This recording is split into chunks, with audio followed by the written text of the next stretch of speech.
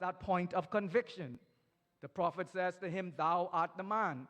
So rather than go and get the prophet killed off, how dare you say that to me? And then you kill the prophet and you try to kill everybody who is reminding you of the fact that you have sinned. That was not the approach that he took, which even though he could have taken that approach because he was king.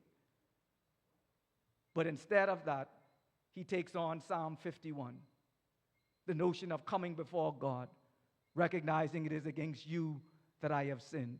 And that's how we get into the parts of create in me a clean heart and renew in me a right spirit. He is praying to God, having been convicted by God, so that God can call him back, bring him back into alignment with him. And whatever tone or tune the world is moving to, he wants to move to the tune of God.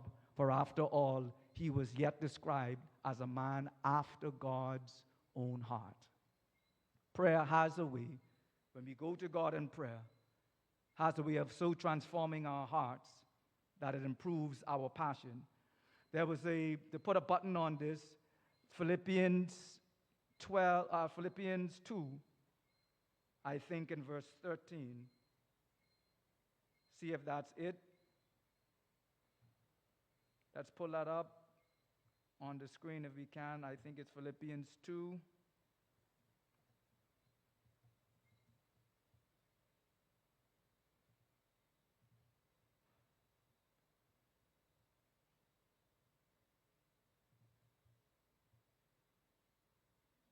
Yes. So someone read nice and strong in the mic from verse 12. I never saw verse 13 like this before. But somebody read verse 12 into verse 13. Therefore, my beloved, as you have always obeyed, so now, not only as in my presence, but much more in my absence, work out your own salvation with fear and trembling. For it is God who works in you, both to will and to work for his good pleasure. I never saw verse 13 in the context of how God is the one who improves our passion until in preparation for this. For it is God who works in you both to will, that means to desire, and to do for his good pleasure. Meaning that God is working in us so that we not only, you can do certain things, but you're doing it out of mere obligation because I don't want God to be mad at me, so let me just do it so I get God off my back and get the pastor off my back and get these church people off my back. And I could say, well, I did it. But he says God is working in you both to will. That means the notion of causing you to have that desire. It's a want to.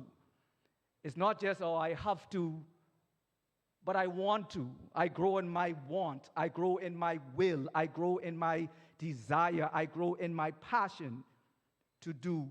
And not just to do, but to do it for his good pleasure. That I'm not simply motivated by pride. There are some persons who are motivated by pride. If you want them to, and this is something,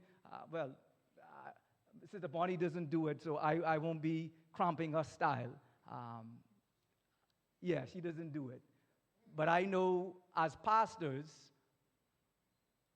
to get people to work, we know how to use psychology. Just like how some pastors know how to get money from some people.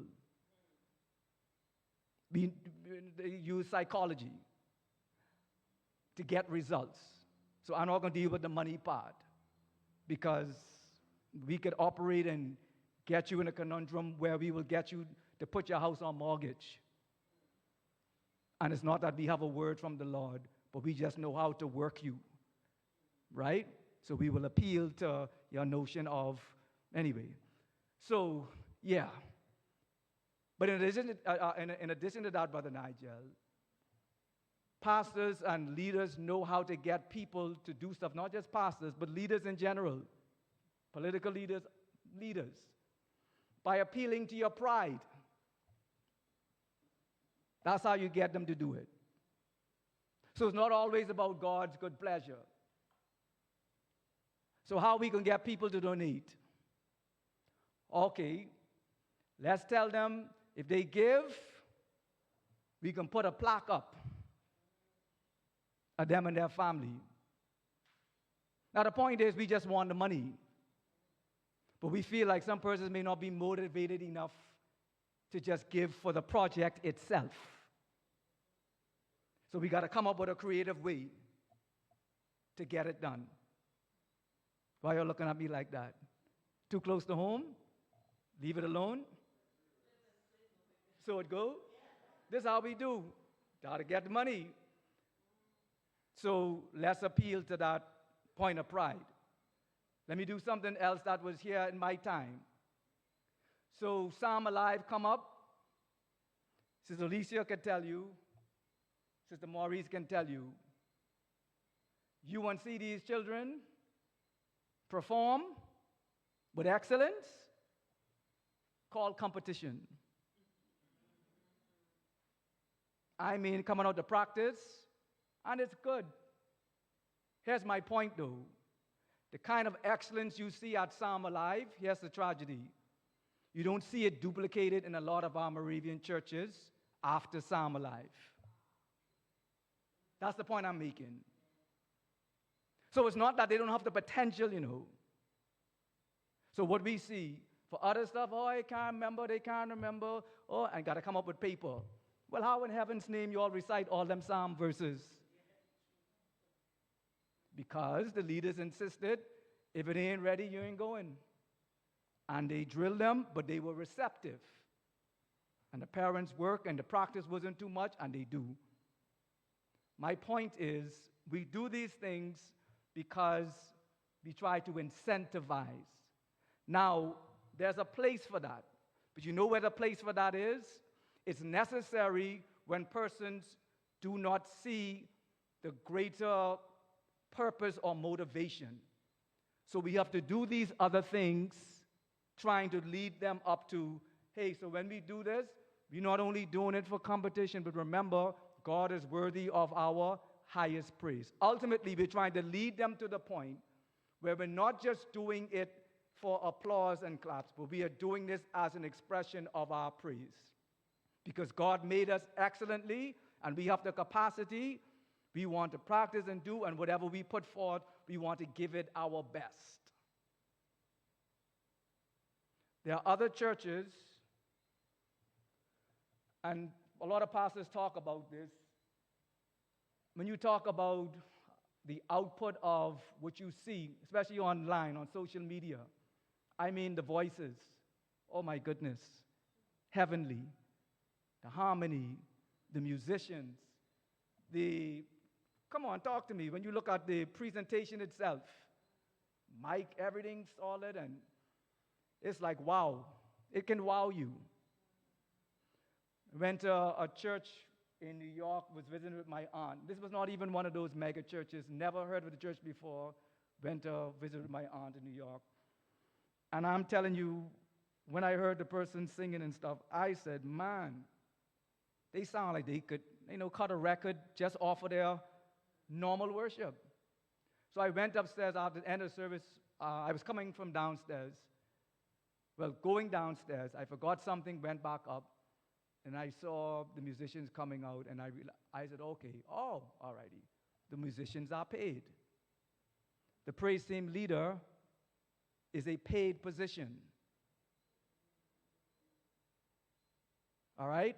Now, I don't want you to think that I'm knocking it. I'm not saying anything is wrong with that. What I'm saying is that is an incentive, because for some of them, like how as ministers, that is their livelihood. So their notion of reflection and preparing for Sundays and this and that and writing songs and rehearsing and doing all of that at X, Y, and Z, that's a part of their livelihood. What we struggle with is we have a lot of volunteerism in our congregations. So what persons will give in terms of their mindset of, I got to go all out and I got to be on time and X, Y, and Z for work, and you trying to You want to give excellent work. But then when it comes to church, it's like, we give our best and don't get too hot under the collar. It ain't that serious. You all still there? Now, as you commune with God and your passion grows for God, everything you do, you see it in the context of this is for God's good pleasure. How I carry myself at work, how I perform, what I offer there, I'm not just doing it, not even just for money. And listen to me, for those of you who have been Christians for longer than a day, you would recognize that a lot of the places that we work, even though they give us a salary, a lot of things we do is beyond for salary. If truth be told, I don't care how much they're paying us. If truth be told, if they were to pay us really for our value, it would be far more than what we're getting now. I'm talking about a child of God who sees him or herself as someone who, wherever they go, they are light to the world and salt to the earth. Because when you go there, you're not just thinking of yourself. You're thinking about how to better that place. You're thinking about how to be a blessing unto others. When you see persons and the area is chaotic, you are the kind of person who is interested in uplifting. You are interested in the integrity of the place. You are not one who is partnering with evil work that will bring down the reputation of the place. But you are bringing a sense of wholesome attitude and godly attitude to where you are. That's the child of God who is in communion with God, and God ministers to you in the time of prayer and shows you how you ought to offer to give an honest day's work for an honest day's pay. And when you come to the house of God, that attitude does not change because it's the same God of excellence. And everything you do, you want to give your best to God. Now, I'm not saying that it will always mean that it's going to be created the best by the world's standard. I'm talking about your mindset going into. I'm not trying to give God second best. And nor do I see what is done for God in the context of, again, church life. I don't see that as second class to what's happening. I don't care what fortune billionaire industry it is. I couldn't care less. No company is more prosperous than God, greater than God, more elite than God. Because God is the God who causes intelligence. And God is the God, incidentally, that has created the world. And there is nothing that man has created that has topped what God has created. Just look at your bodies. It will amaze you if you sit down to think about how your body is designed. Your body is designed to defend itself if something goes wrong. You see how miraculous that is? That's why when you were small and get cut, and what happened? It heals itself. That's by divine design. Your eye, how your eye is able to function. You don't even got to get to the rest of your body. Just how the eye functions will blow your mind. So there's nothing that man has created in and of himself or woman has created that should ever make us feel as if when we talk about God and the things of God and doing things for God, it's as if we are doing a little thing on the side while the world is so, modern and so fascinating and whatever. We behind time. When it comes to God, we behind eternity.